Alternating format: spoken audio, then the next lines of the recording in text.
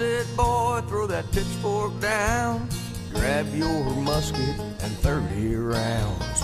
York is falling, rebels took the town. They're on the march and they're Wrightsville bound. He said if General Lee is after Harrisburg, he'll take the Wrightsville Bridge and Lancaster. We need every man to stand his ground. We can't hold it, we'll burn it down. That old covered bridge from end to end, it was 1.25 miles of kenneling. The dogs of war were in our town the night the Wrightsville Bridge was burning down. Well, old General Frick's 1,200 men were stretched out 1 mile, that's way too thin. Up on Crouch Creek, a York battalion fought side by side with some invalids. No one knew if our lines would stand. Them first shots were fired about 6 p.m. When them cannons roared from on top of the ridge, that began the battle for the Wrightsville Bridge. That old covered bridge from end to end, it was 1.25 miles of kenneling. The dogs of war were in our town the night the Wrightsville Bridge was burning down. A shell hit the church on Locust Street. One struck a captain just above the knee. They unloaded their artillery, then they flanked us up the Kreitz Ravine. From Hallam Hills, God, they charged again. They captured General Sickles and 19 men.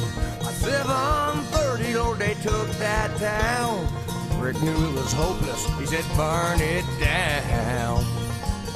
That old covered bridge from end to end, it was 1.25 miles of kenneling. The dogs of war were in our town the night the Wrightsville Bridge was burning down. They tried to blow her down, but she never fell. As Gordon's men gave the rebel yell, they charged and they made it half the way across. Them flames took control and the bridge was lost.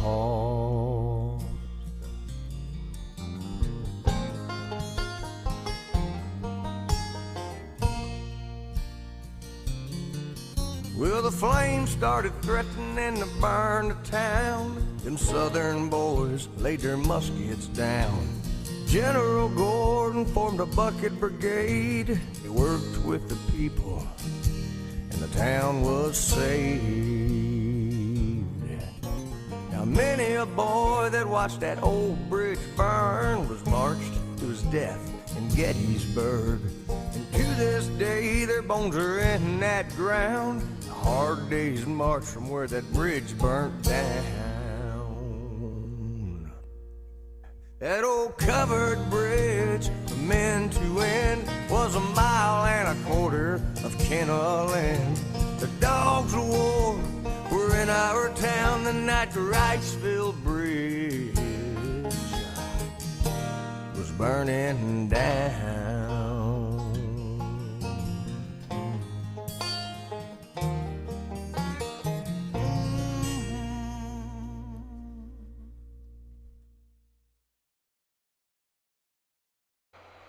And here the audio recording cut out, but there's a slide that says, South Central PA People's History, Divide and Conquer versus the Unified Poor, Then and Now, Battle for the Bible. And there's a few images, and then there's a workshop outline. So 1, Mystica Opening, which you just saw. 2, Why Study People's History.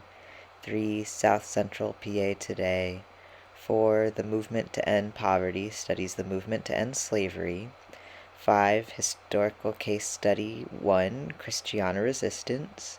6, Historical Case Study 2, Antietam and the Gettysburg Battle and Address. 7, Closing Questions, Reflections, and Appreciations. go. All right. And we've got a lot of strengths among us, and we really try to cover for the places that we, have challenges. Each of us has challenges, right?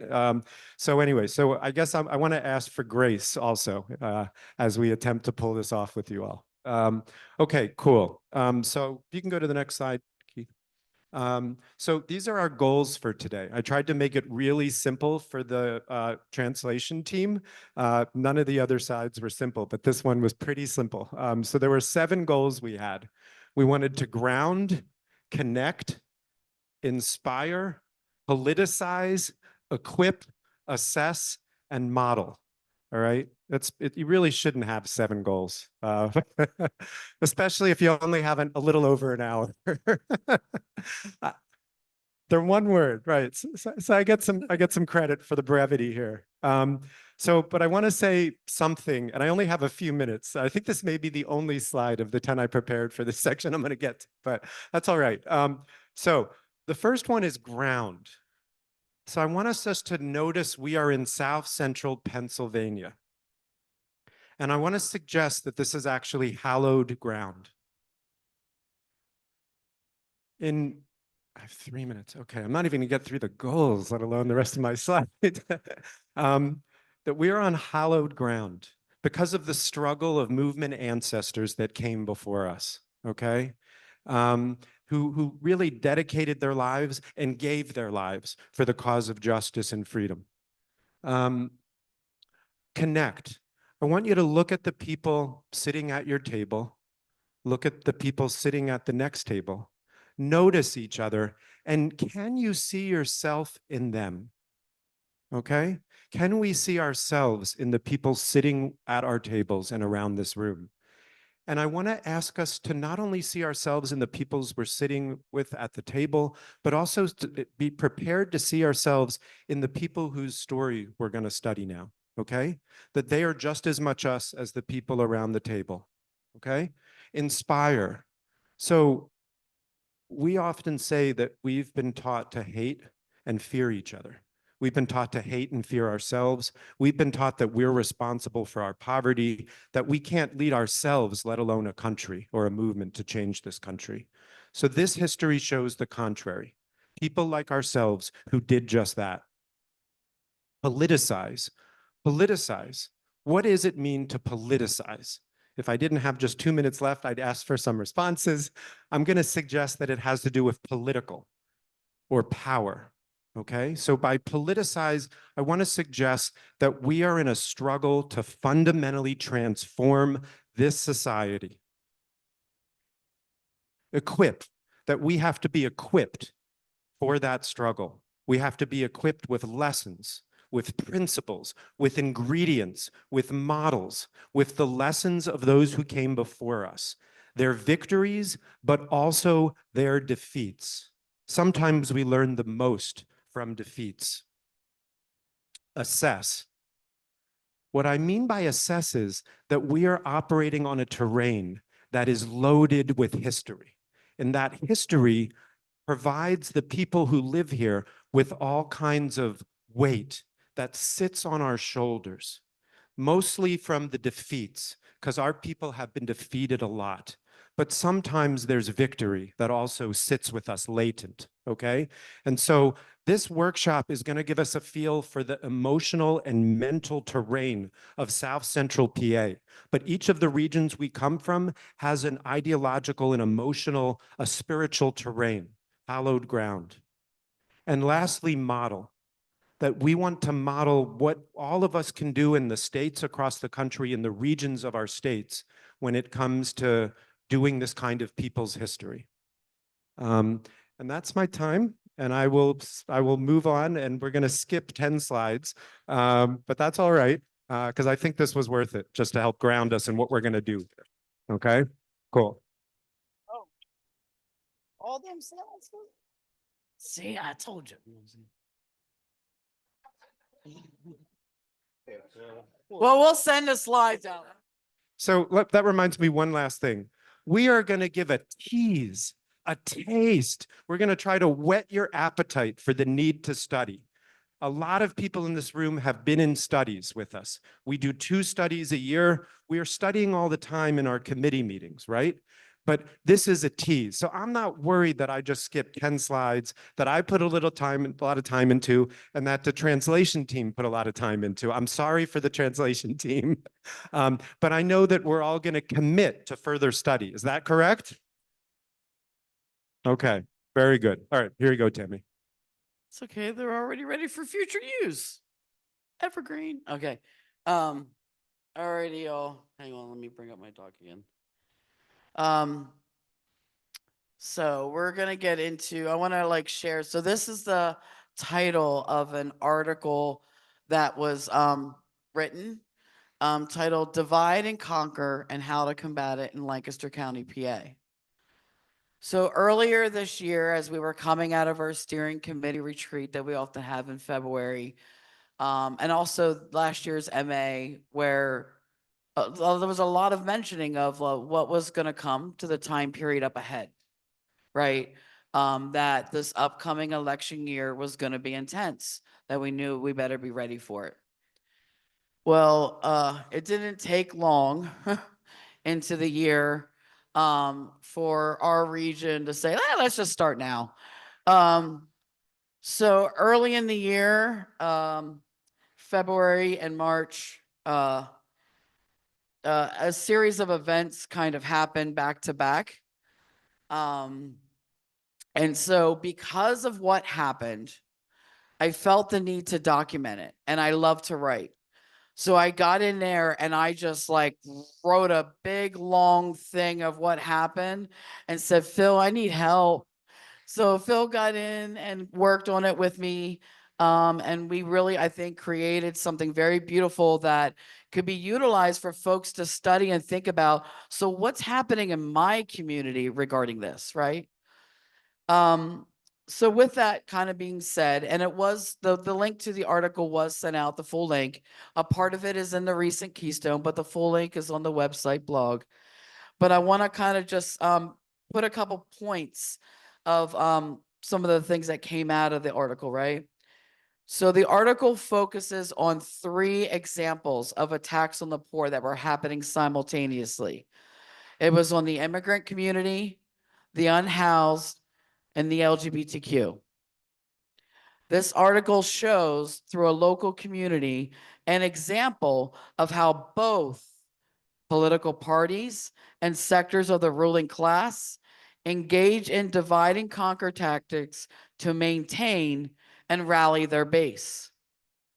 It shows how the Christian right organized around these attacks very strongly, as you can kind of see by some of the photos.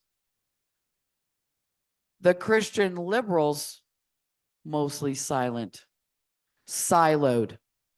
They stood with the LGBTQ community, but not the immigrants or the unhoused. And then there's other slides here that I want to kind of highlight. So this is an article or some piece, sorry, Changing Minds by Willie Baptist, who's in the room somewhere. Where are you at? Is he in here? Did he walk away? Well, he's here.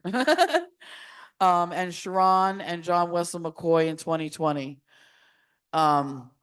And there's highlights there that just kind of reference to what we get to. But just for the sake of time, I don't know where we're at, and I want to give Matt time to say his part. Oh, read it? Okay. So the part that's underlined there. The left liberals side of the spectrum has cried crocodile tears for the non-white section of the dispossessed, while the right conservative side has expressed concern for the white working class. Next slide. And then a shrewd and hidden politics of heads I win, tails you lose, and thus preempting or preventing the bottom line real threat of the united action of the poor and dispossessed. And it took us actually getting in there over these series of events in a multitude of ways that's talked about in the article that started shifting folks from silo thinking to actually coming together across these lines of division. and it was a lot of work. Yeah. All right, can I get the next slide? Yeah, Next one. next one. Yeah. Okay, yeah, so what we're gonna do is we're gonna read from this excerpt from this article. It's Christian Nationalists Dream of Taking Over America. This movement is actually doing it by Kira Butler. It was in a Mother Jones article, November through December 2024. It's discussing how this gentleman's ideas on how the right is organizing and how the left is organizing with the nonprofits. His organization's closest competitor, he said, is a behemoth nonprofit Feeding America, which he described as more of a government-run, government-funded organization, whose church participants are not allowed to share the gospel when they are giving out food. Lapp, who believes in the Seven Mountain Mandate, sees publicly funded food pantries as a missed opportunity for the church. When government administrators, social services, he said, they're going to miss the hearts of the people. Basically, what's going on is the right wing is now using projects of survival to build their base. They are going after hearts and minds now. They're not just good feeding people and just walking away now. A big thing on the liberal side is this idea of the church of just charity, of just feeding and letting people alone and just giving them that basically that do good or feel good kind of thing on the left is going on. And the right, they're really, really understanding the impact of what's going on in the world and how to build a base of the poor and dispossessed. They're going after our class, basically, with what they're doing. They're with the white Christian nationalist movement is much about control. It's much about forcing the will of a small amount of people on a greater amount of people. So, but they're using it. So, yeah. And I will. Oh yeah, go ahead. I'm sorry. No, and I would just say that we would add that there's some that'll actually co-opt the poor too. yeah. On the liberal side, it seems, just for the sake of utilizing their stories to help with their funding for their programs. Yes, yeah. Which we just one of the things that they do is there's a food pantry actually that you can volunteer at that they discount your food, but they basically use your labor for free and give you some discounted food, things like that. That's this one. Also, one thing with the left, you got to realize is that it is the lack of the political clarity of getting across to people what's going on with these charity acts, and that's why they are not projects of survival. They're still stuck with the charity acts. So yeah. Oh yeah. Oh, do I got to be closer? A little bit closer. Okay, there. Sorry about that. All right. Yeah. Are we good? Okay. All right. So yeah. Also, one of the things that I wanted to discuss is the aspect of how the for timing, we'll just and Let Us Choose Love. One of the food pantries we partner with, we actually brought the aspect of projects of survival to Let Us Choose Love. They were an LGBTQ based organization that had a food pantry and a clothing bank, but we brought the fact that politicizing and asking the question, the fundamental question of what was going on at the time. Can we go to the next slide, please? And that's what we're doing here. That's what the big thing is for the rest of this time that we're doing, is asking this key question. How do we organize and unite the poor and dispossessed across lines of division on the basis of what we have learned in common, so as to lead the rest of the society on the path to fundamental change, especially in the context of what is in effect a synchronized divide and conquer politics that comes at us from both the right and left, Republican and Democratic, Christian nationalists, Christian liberalism, in the interests of the ruling class. So this is the key question from now on that I hope that you can kind of ponder on and kind of go through in your head as we go through. Okay, good. Thanks so much, Matt.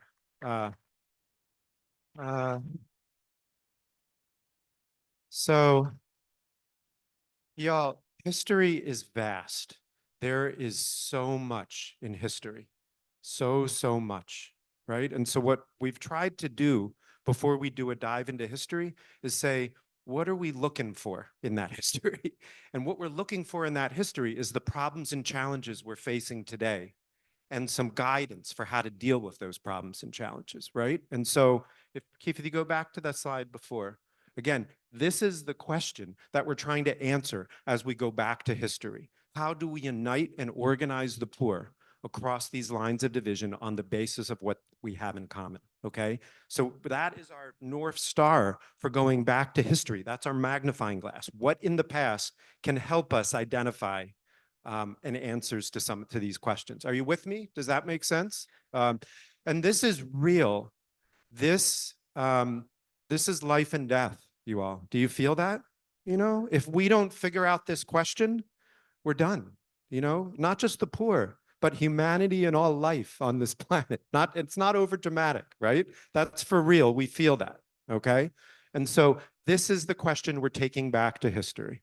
Okay, so we'll go to the next slide. So here's what we're gonna do. We're saying the movement to end poverty studies the movement to end slavery. All right, so there is lots and lots and lots of history in South Central PA.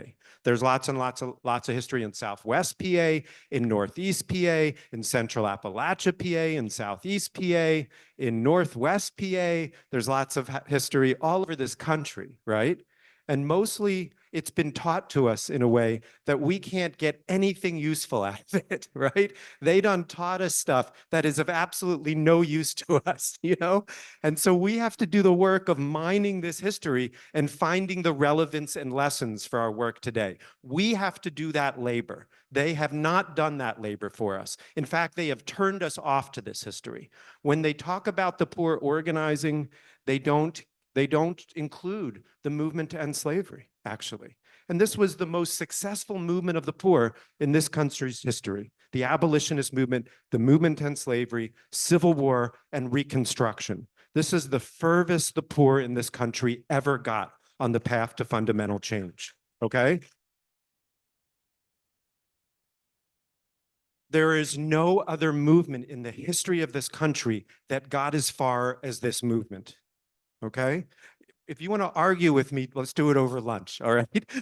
But right now, this is the assertion, and I think the four of us agree on this, right? That of all the histories we could look at, we wanted to focus today on this, all right?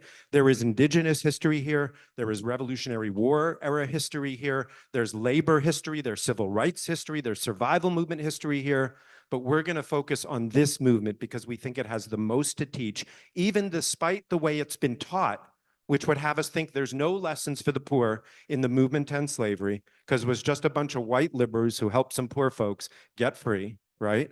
That's not the history we're talking about. It's a very different history that we're talking about. Okay, so let's go to the next slide. So you can't go wrong by quoting the Reverend Martin Luther Dr. King. Reverend Dr. Martin Luther King, you can't go wrong. Do you agree? I mean, there is so much intelligence this, all right? And so these are not quotes, but I wanted to just lift up three core tenets that I think apply to the movement to end slavery and to our theory of change from King. Ashley, would you mind if I give this? You want me to read it? Okay. An edifice which produces beggars needs restructuring. We have been in a reform movement.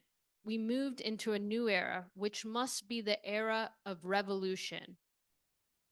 If the poor and dispossessed can be helped to take action together, they will do so with a freedom and power that will be a new and unsettling force in our complacent national life.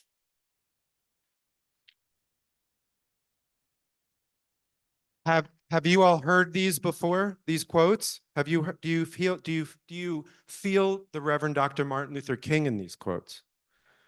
Do you feel us in this room in these quotes? Can you look at the people around the table and say, this is us, this is our fight? All right. So this is the movement to end slavery, what King talks about, right?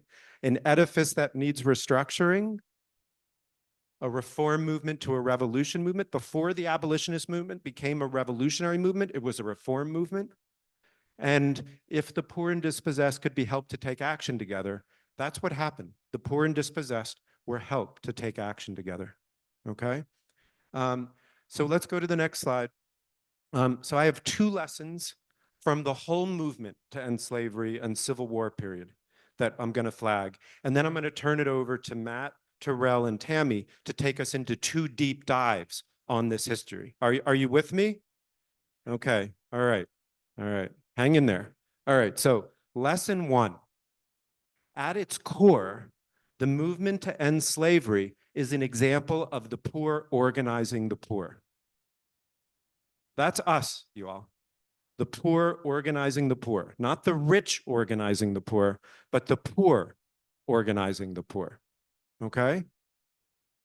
So this is just builds that out a little bit. It was a mass organizing drive that went through multiple stages over which the poor got organized and united. All right? So really from the time, slavery was racialized, way back in the 1600s in this country, there was a mass organizing drive that moved through multiple stages. We're mostly talking about the 1830s, 40s, 50s, 60s in this session. But it was that whole period of decades was a mass organizing drive of the poor. It was a movement where the poor moved together in their struggle for survival. They united together across difference and division. They united together against a common enemy.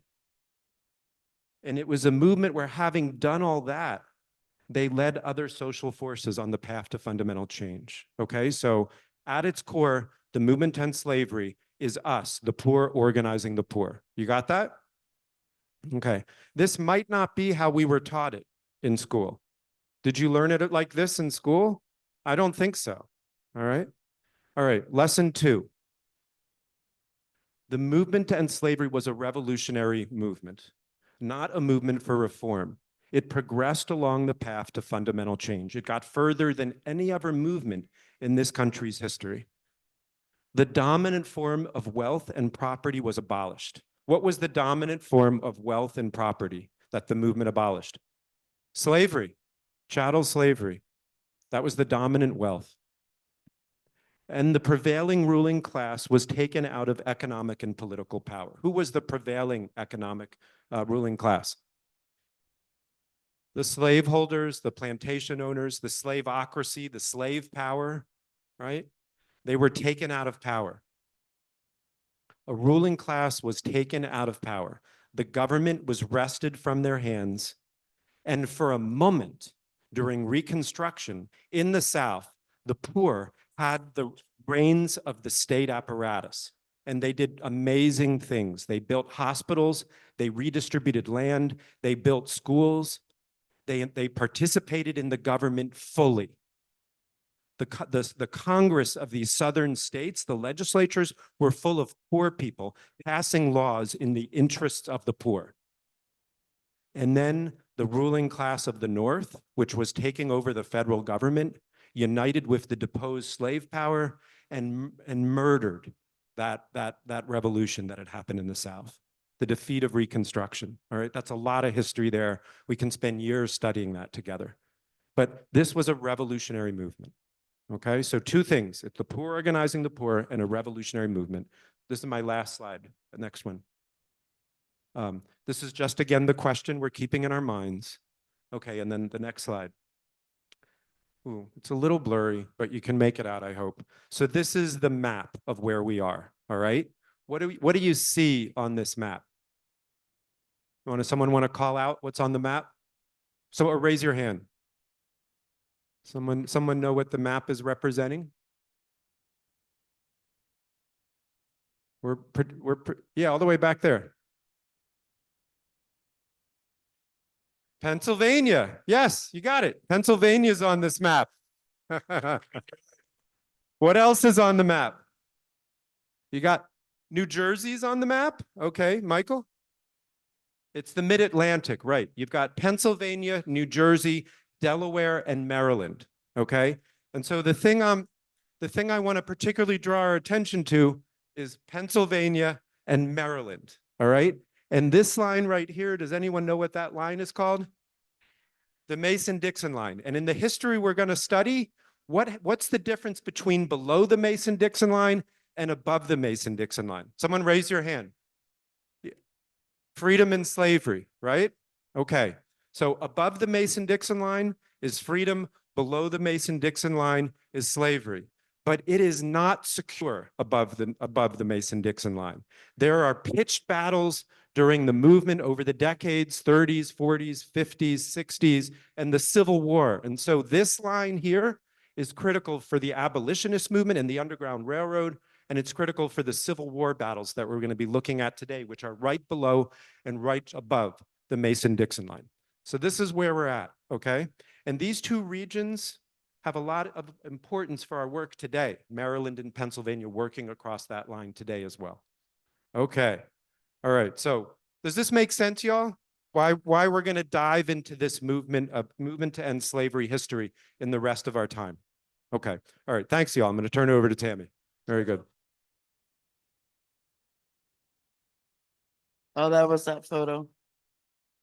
So just a little bit of us kind of like leading the way, or at least trying to. You can go on to the next slide, just some visuals. All righty, so South Central PA, Battle for the Bible, Case Study 1, Christiana Resistance. Real quick, that graphic there, that montage, I'm thinking maybe Stacy kind of put it together for me. I'm trying to remember, but it was during our study when when the study groups do like the Mysticas or whatever. This graphic was created and we each had like a little blurb about sections. And so there was like a little poem we did. We don't have time to read that poem, but that was the graphic that went along with it. So that's why I threw that up here. You can go to the next slide. All right, so before we actually get into talking about the Christiana resistance, it's important to note that the United States, since its founding, has gone through a series of what's called Great Awakenings. So the Second Great Awakening was a significant religious revival that swept across the country in the late 18th and 19th centuries, inspiring and fueling various social reform movements like abolitionism and women's rights, as well as more reactionary and socially conservative politicized churches. It set the stage for things like the Underground Railroad, and Great Awakenings were time periods where the battle for the Bible was more intensely underway. So this set the stage for what we're about to kind of get into. Want to go to the next slide? And this is just some historical context. We're not gonna read all these right now for the sake of time, but if there's someone that wants to volunteer to like pick one out and read it, it would be great. Okay.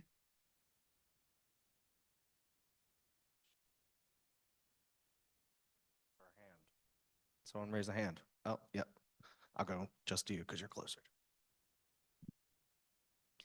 In the decades leading up to the Civil War, the region was the slaveholding capital of Pennsylvania, as well as an eventual area with a lot of Underground Railroad activity. Its geographic location above the Mason-Dixon line and between the Blue Ridge Mountains and the Susquehanna River made it a pipeline for slavery as well as a refuge for runaway slaves. You want another one, Tammy? Yeah, might as well. Someone else?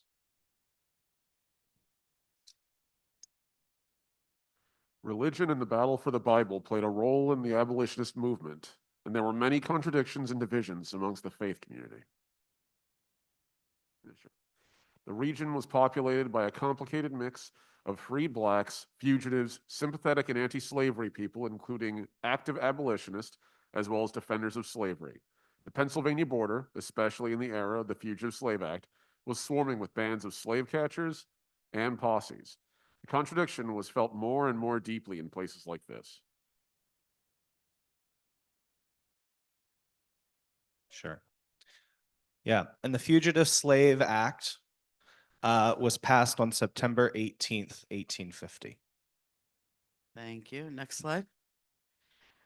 So the Christiana resistance happened on September 11th, 1851. So roughly about a year after the passage of the Fugitive Slave Act. And it's important to take note and really take in as we're sharing this story that what happened in Christiana really it sent shockwaves throughout the entire country.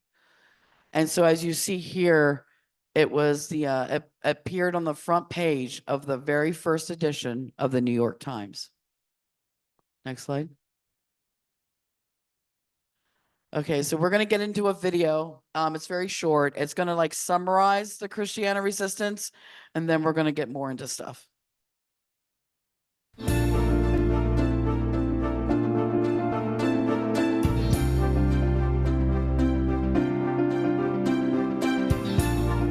In the mid-1800s, the Christiana area was filled with Quaker farms.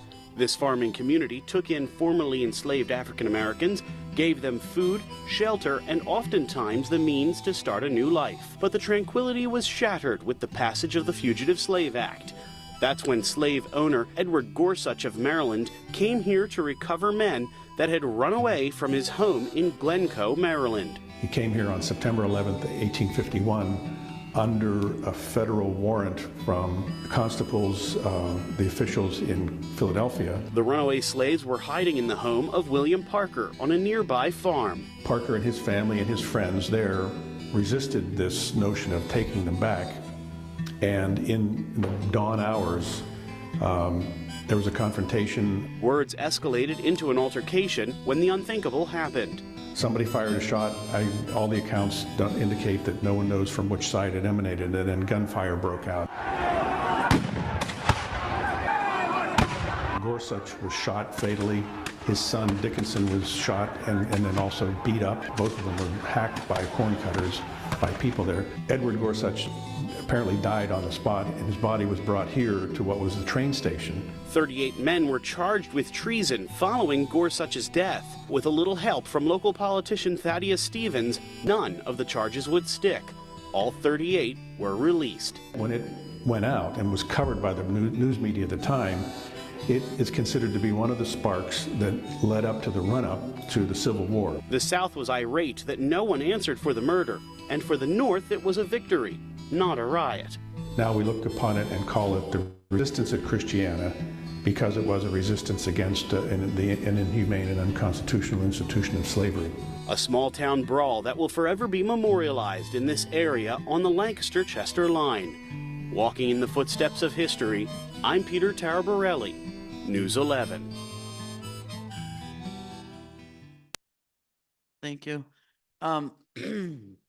So I do want to kind of like point out, I don't know what slides are next, but I do want to kind of point out that with the Fugitive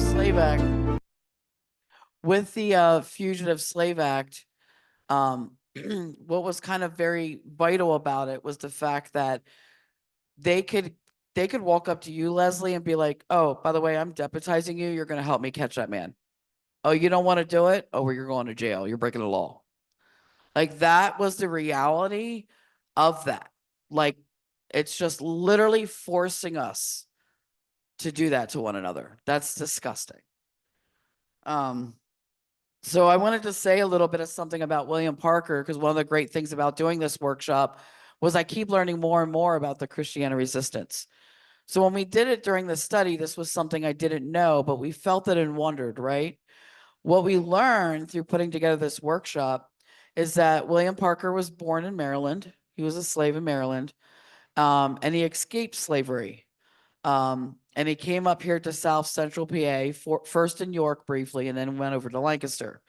And it was there that he very quickly got involved into the abolitionist movement, and he founded and organized a mutual protection organization.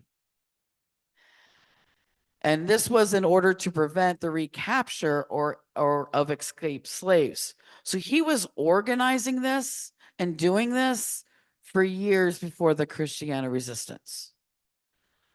And next slide, I don't remember what's next. Okay. So this here is Eliza. This is Parker's wife. And during the battle, because we're going to be getting into a little skit here, and we're going to try to do this quickly. Everybody knows what you got your roles, right? All right.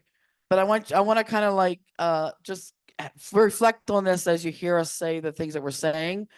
So there's a crowd out there. Eliza, she's blowing that horn. That was to call in reinforcements. And while she was doing that, regardless of the video claiming they don't know where the first shots came from, we found several things that state that the first shots came from Gorschutz's crew, his posse. They actually shot towards her for the fact of blowing the horn, because part of the plan was when you heard that horn, you rallied to wherever that sound was coming from.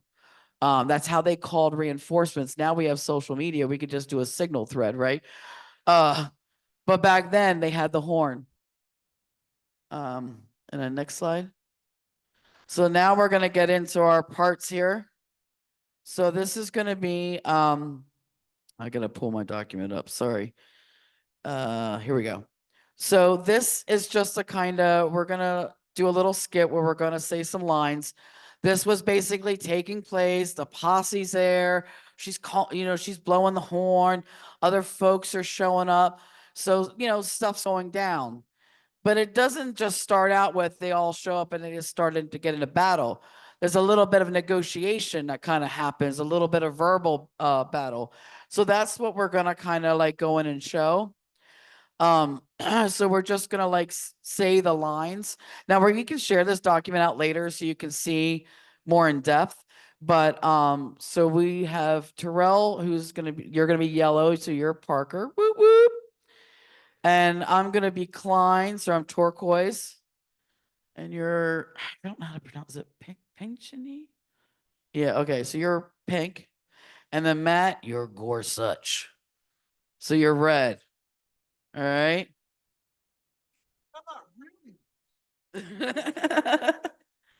All right. So, yeah, so just to give you an idea, just a feel, we're going to try to act this out like we're there. So you want to kick us off? You're yellow. Who are you? I am the United States Marshal. Take another step and I'll break your neck.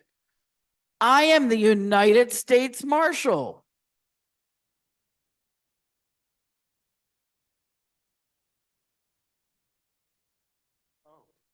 It's up there too, if that helps. Where is the use in fighting? They will take us. Yes, give up, for we can and will take you anyhow. I told them all not to be afraid, nor to give up to any slaveholder, but to fight until death.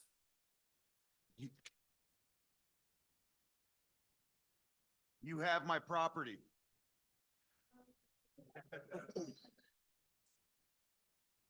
Go in the room down there and see if there is anything there belonging to you.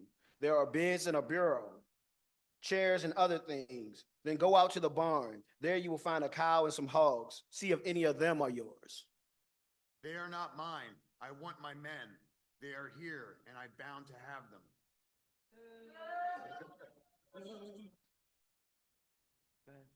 Oh, I am tired of waiting on you.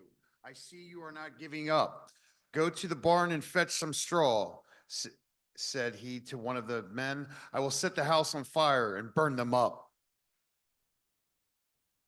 Burn us up and welcome, said I. None but a coward would say the like. You can burn us, but you can't take us. Before I give up, you will see my ashes scattered on the earth. Liza's blowing the horn. What do you mean by blowing that horn?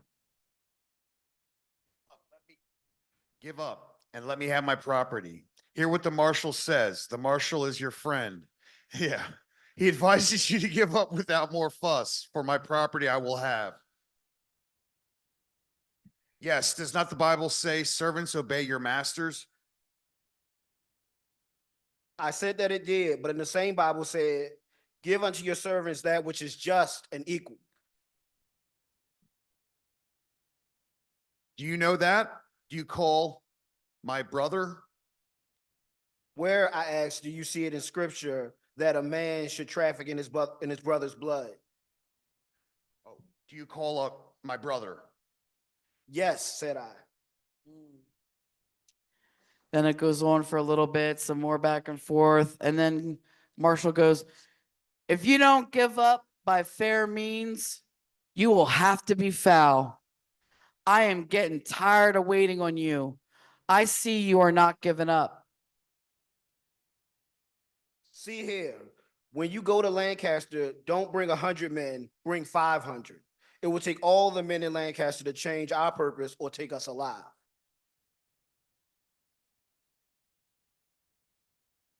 We had better give up. You are getting afraid?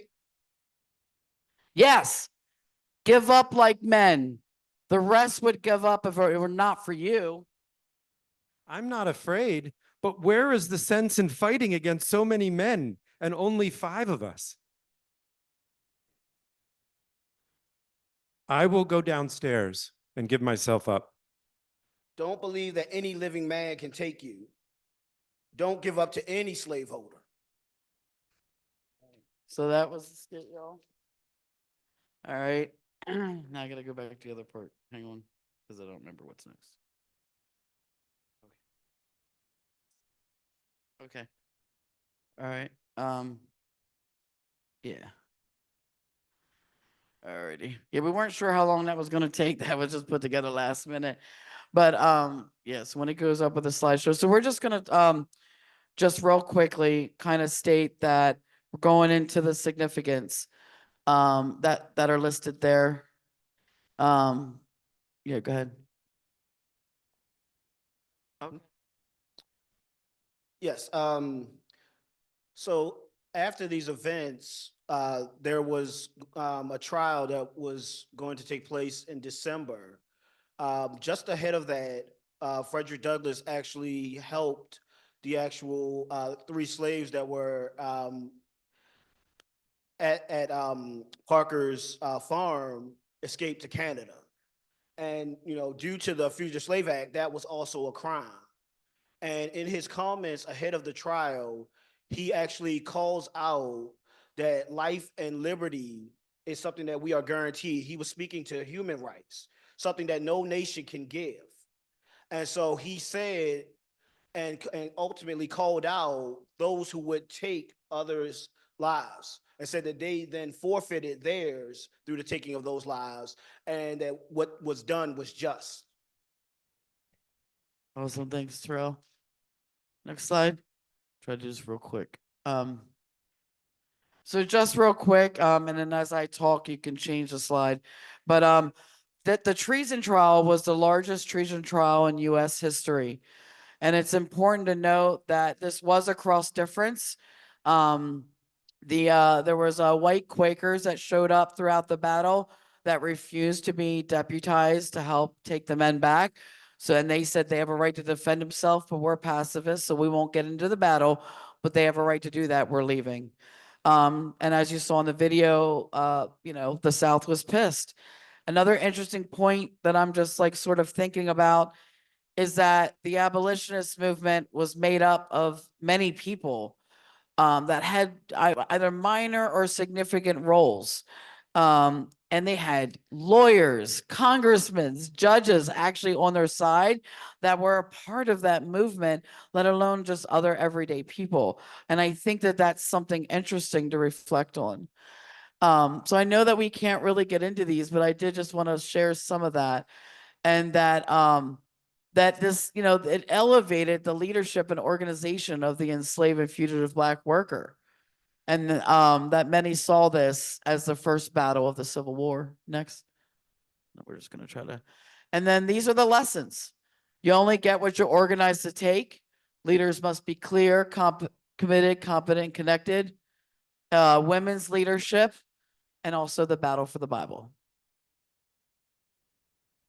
So I think we have time for folks at your table to just turn to the person next to you and just reflect on what we've just shared. And the question is, what lessons from this history speak to our organizing today? Okay, so I think we don't have a lot of time, maybe like 4 minutes or something like that. So take a couple minutes, and we just threw a lot at you. I'm sure there's a lot percolating. There's a lot here to digest.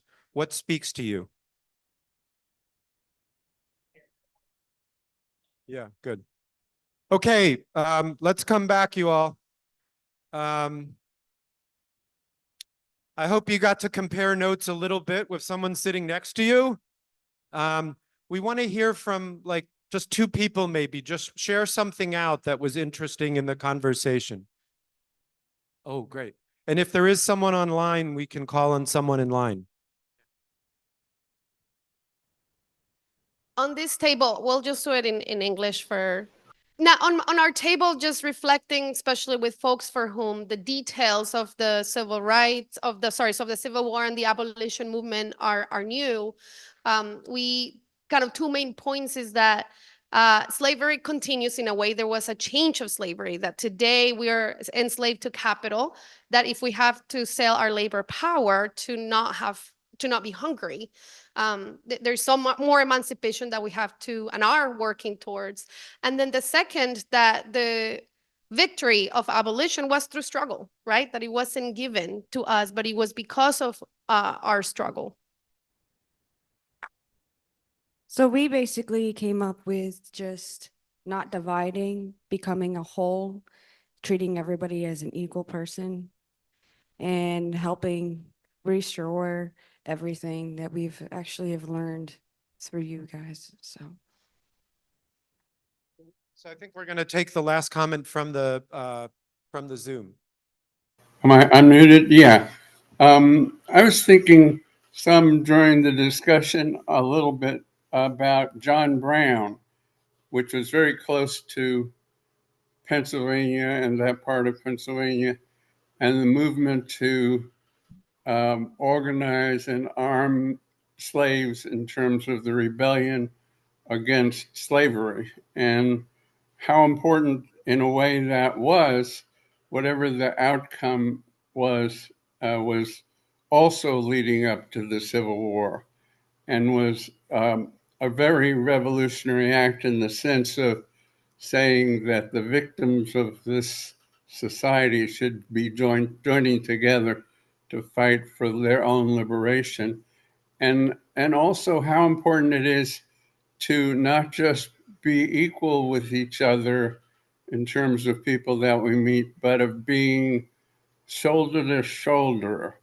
That is, we stand together with, in so many ways, in order to make the fight effective in this war for liberation. Thank you, David. Appreciate that. All right, so we're pivoting into our second case study. We're moving from abolition to Civil War. Okay, and I think Matt and Terrell are going to take us into this. Terrell's going to start. Okay, so we get the PowerPoint back up. Thank you, Keith. So could we go to the next slide? So I'm realizing I didn't introduce myself. Sorry about that. So Terrell, my pronouns are he, him, his, and I'm from Baltimore, Maryland.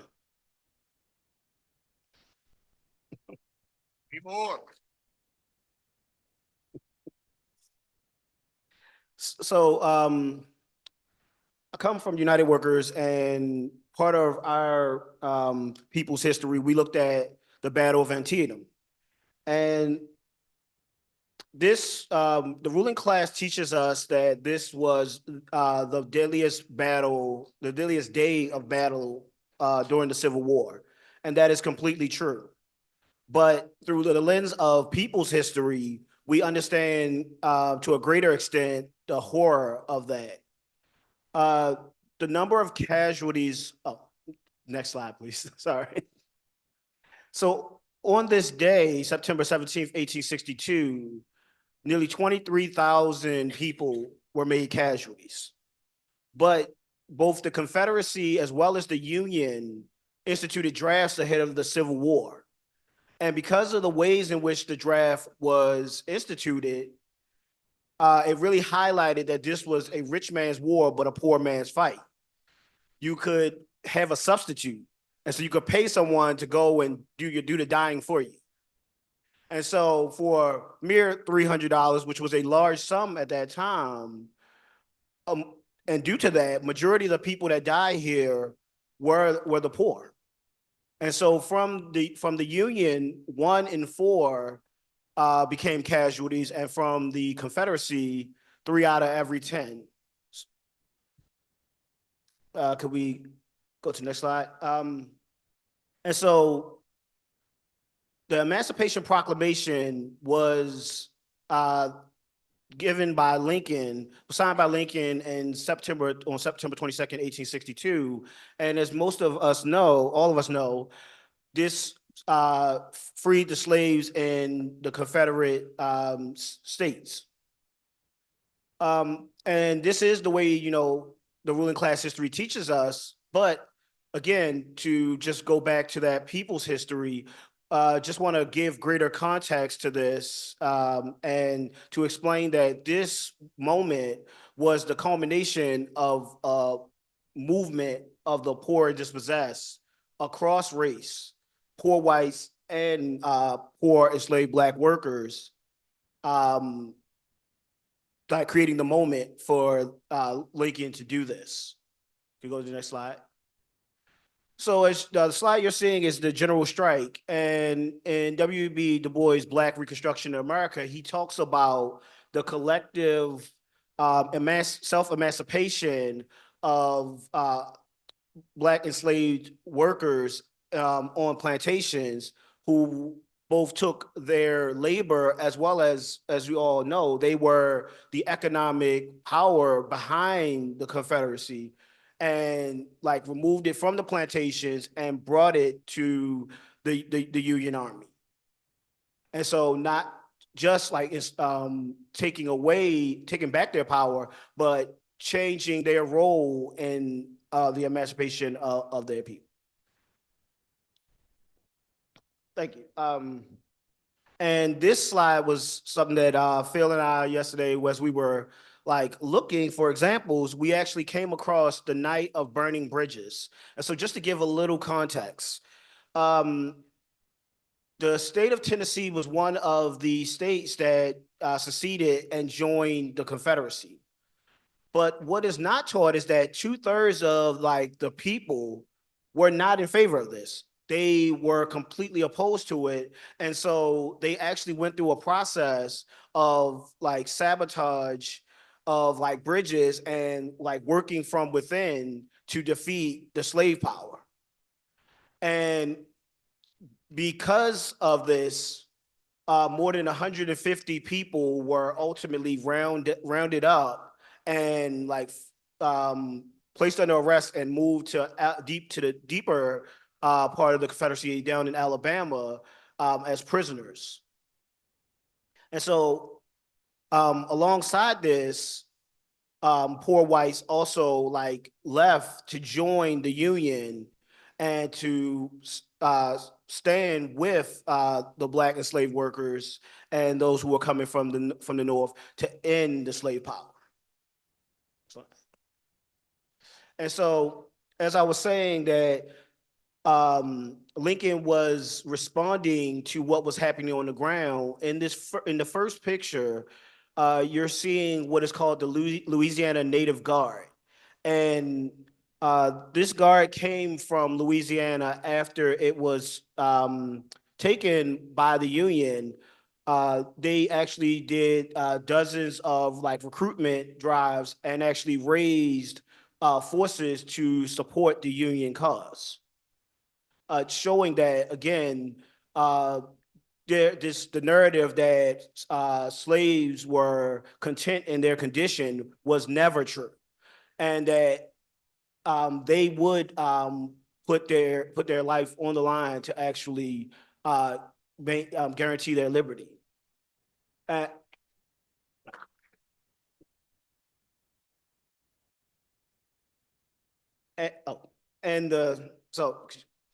Sorry about that.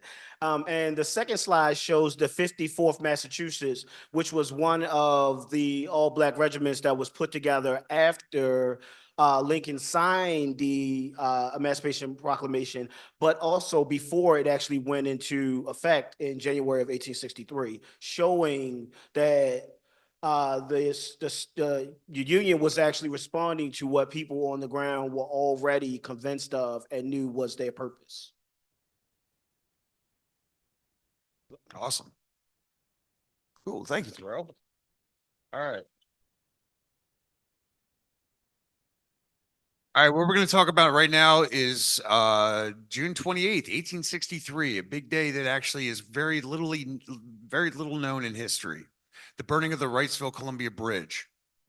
At this time, the Confederate Army was in the second time coming up to through Pennsylvania into Pennsylvania, the second time coming north on a campaign.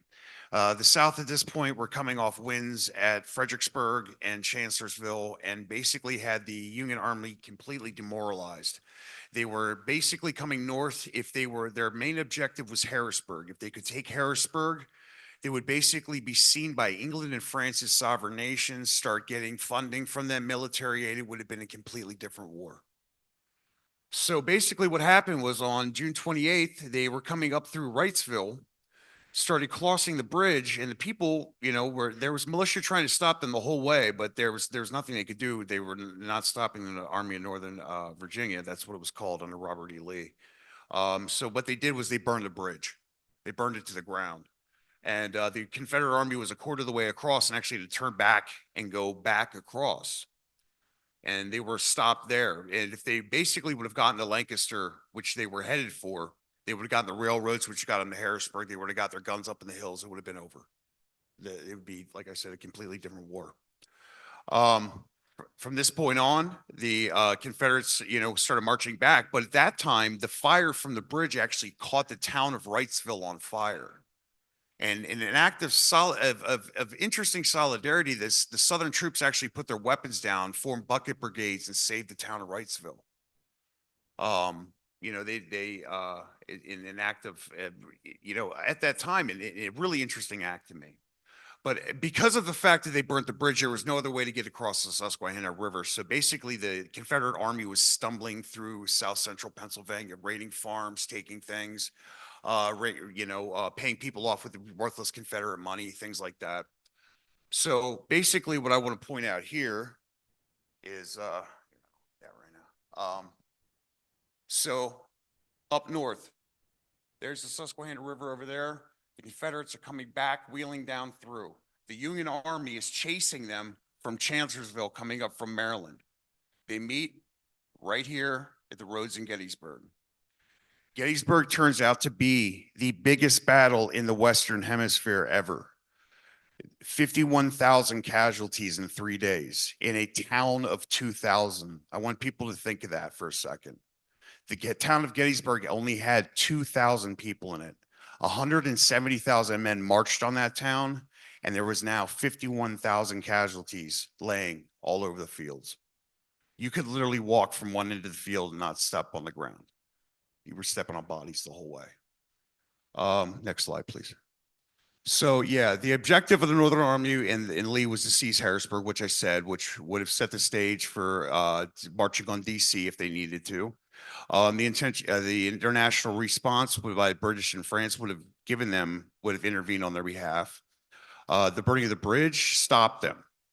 Little known history. So, like I said, 170,000 men converged on a 2,000 person town.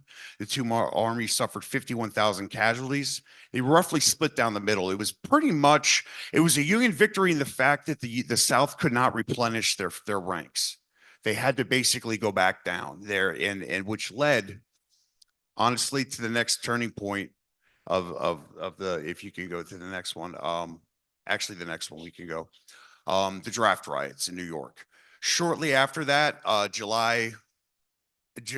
Battle of Gettysburg happened from July 1st to July 3rd. July 11th, the riots broke out through the 16th in New York City. After the battle, a portion of the Union's army had to be called to New York to quell the draft riots. So these guys were just suffering the horrors of Gettysburg and had to go up and stop this riot.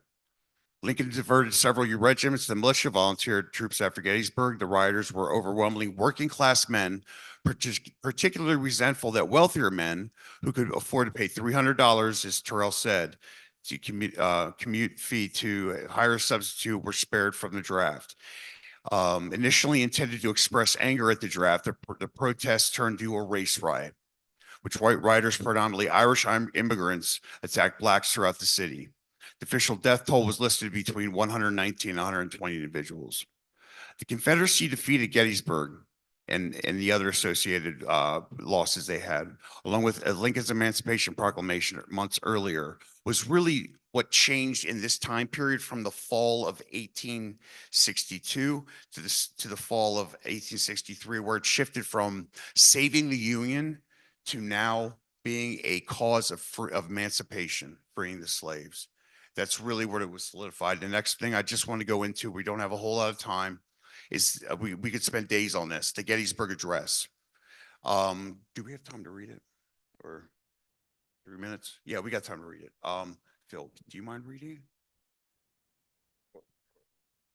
The next slide, the next slide. Okay, there we go. Someone want to read this for me, please, real quick? Ron? Yeah, Ron. 7 years ago, our fathers brought forth on this continent a new nation, conceived in liberty and dedicated to the position that all men are created equal. Now we are engaged in a great civil war, testing whether that nation or any nation so conceived and so dedicated can long endure. We are met on a great battlefield of that war. We have come to dedicate a portion of that field as a final resting place for those here who gave their lives that a nation might live. It is altogether fitting and proper that we should do this. Anybody else want to go? I'll keep reading.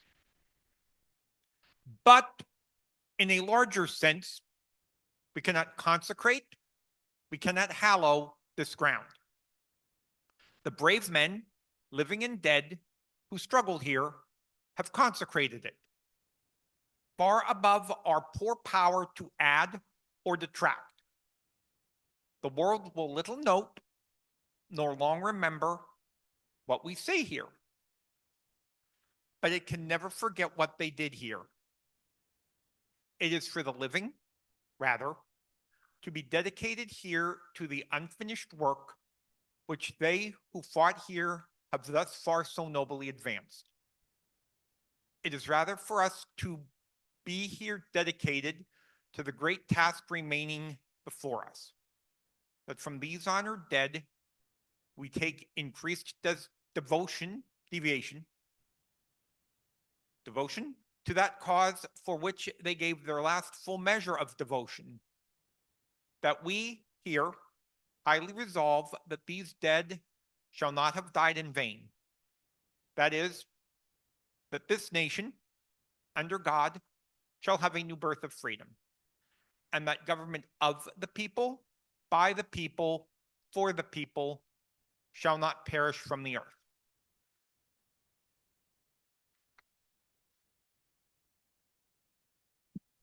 Yeah, the Battle of Gettysburg, the Battle of and the Gettysburg Address shifted the prevailing question narrative program of the war from the struggle to preserve the Union to the emancipation of the enslaved Black workers. The particular unity of the enslaved workers with poor whites of the Union Army and with those who defected from the Confederacy brought down the slave power.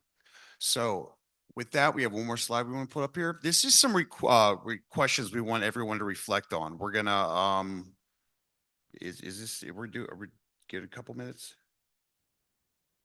Time's up. Time's up. Okay, so